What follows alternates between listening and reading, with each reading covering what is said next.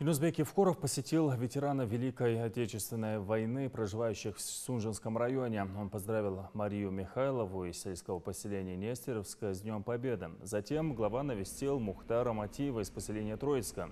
Он воевал на Западном фронте в личной охране маршала Конева и получил тяжелые ранения. Награжден высокими государственными наградами за мужество и отвагу. Когда началась война, Мухтару было всего 16 лет. Юнусбек Евкуров сделал ветеранам подарки и пожелал им крепкого здоровья.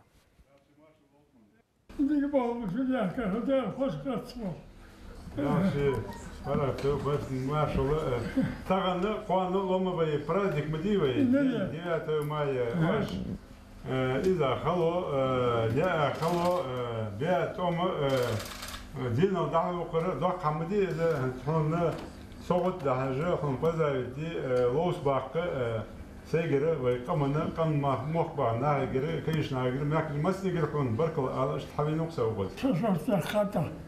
أشياء غلط خلوا دورهم خوجوها.